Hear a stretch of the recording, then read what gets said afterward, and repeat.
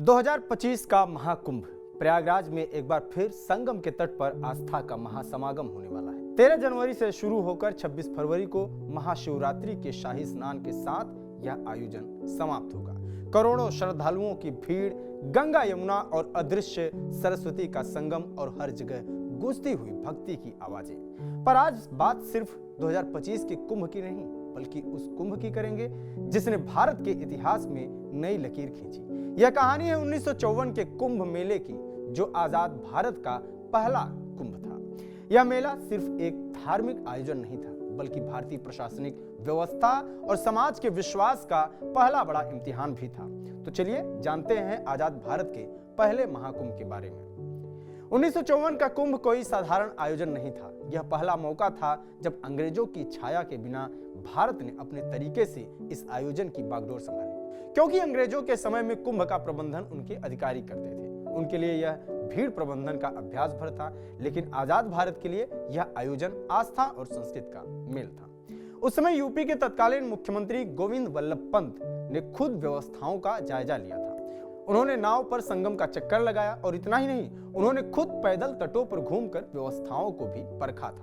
बताया जाता है कि इस कुंभ में श्रद्धालुओं के इलाज के लिए संगम किनारे 7 अस्थायी अस्पताल भी बनवाए गए थे। भूले भटकों को मिलाने और भीड़ को सूचना देने के लिए लाउड स्पीकर्स भी थे। साथ ही रोशनी के खातिर कुंभ में 1000 स्ट्रीट लाइटें भी लगवाई गई थी। इस साल मौनी अमावस्या के दिन भीड़ का समंदर संगम की ओर उमड़ पड़ा था। इस कुंभ में देश के पहले प्रधानमंत्री जवाहरलाल नेहरू और राष्ट्रपति राजेंद्र प्रसाद भी शामिल हुए थे। प्रधानमंत्री जवाहरलाल नेहरू ने मौनी अमावस्या के दिन संगम के तट पर स्नान भी किया था। लेकिन इसी दिन हुआ एक हादसा जिसने कुंभ के इतिहास को हमेशा के लिए बदल दिया। कुंभ के दौरान एक हाथी अचानक बेकाबू हो गया, जिसके चलते कुंभ में अफरा तफरी मच गई। बताया जाता है कि इसमें 500 लोगों की जान चली गई थी। तभी से कुंभ में हाथी के आने पर रोक लगा दी गई। इस हादसे के बाद नेहरू ने तुरंत एक और बड़ा फैसला लिया। उन्होंने घोषणा की कि मुख्य स्नान पर्वों पर कोई वीआईपी संगम क्षेत्र में प्रवेश नहीं करेगा।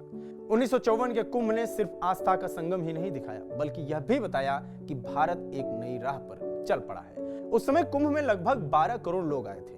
संगम किनारे 7 अस्थायी अस्पताल बनाए गए थे। लाउड स्पीकर पहली बार इस्तेमाल हुए और 1000 स्ट्रीट लाइट्स ने संगम के अंधेरे को रोशन किया था। आज जब 2025 का महाकुंभ करीब है, यह सिर्फ एक धार्मिक आयोजन नहीं, बल्कि 1954 के कुंभ की गूंज भी है। एक आयोजन जिसने दिखाया कि भारत न सिर्फ अपनी आस्था को समझता है, बल्कि उसे संभालने की ताकत भी रखता है। तो आप भी पहुंचिए प्रयागराज के महाकुंभ में। यहाँ संगम की पवित्रता को महसूस करें और साथ ही उस इतिहास को भी याद करें जिसने भारत को एक नई पहचान दी।